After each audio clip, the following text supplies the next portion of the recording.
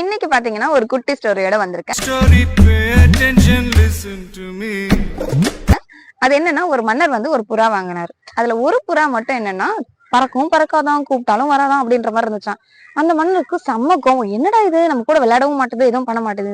அப்ப மந்திரியை கூப்பிட்டு அவர் சொல்றாரு, இதை நாளைக்கு பறக்கலன்னா இதை வந்து சுட்டு கொன்னுடுங்க அப்படின்ற மாதிரி சொல்றாரு. அந்த மந்திரி சொல்றாரு, வேண்டாம், இது கொல்ல வேண்டாம், பறவைங்க கிட்ட பேசுறவத்துக்கு ஒருத்தன் இருக்கான், அவனை கூப்பிட்டு நம்ம பேசி பார்ப்போம், ட்ரை பண்ணி பார்க்கலாம் என்ன பண்ணுதுன்ட்டு அப்படின்னு. சரி கூப்பிடு அப்படின்ற மாதிரி சொல்லிட்டாரு. அப்ப அந்த பறவை கிட்ட பேசுறவனுக்கு கால் பண்ணி இது மாதிரி வாங்க அப்படின்னு சொன்னோடனே அவரும் வராரு. வந்ததுக்கு அப்புறம் பார்த்தோன்னா அந்த பறவை பறந்துருச்சான். மன்னருக்கு ஒரே அதிர்ச்சி, என்னடா இது, பறவை பறக்குது, எப்படிங்க, என்னாச்சு, என்ன பண்ணீங்க அப்படின்ற மாதிரி கேக்குறாரு. அப்ப அவன் சொல்றான், நான் ஒண்ணுமே பண்ணலங்க, அது வழக்கமா உட்கார்ற கிளைய வந்து கட் பண்ணி விட்டேன், அதனால அது பறந்துருச்சு அப்படின்றாரு. சோ இதே மாதிரிதான் நம்ம லைஃப்க்கும் என்னன்னா, ஒரு கம்ஃபர்ட் ஜோன்ல இருக்க வரைக்கும் நமக்கான வாய்ப்பை தேடி நம்ம போகவே மாட்டோம்.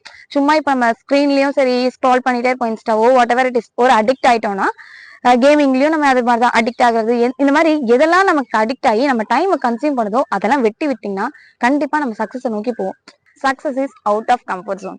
இந்த மாதிரி நிறைய ஸ்டோரிஸ் தெரிஞ்சுக்க ஹாப்பி அபியை ஃபாலோ பண்ணிக்கோங்க.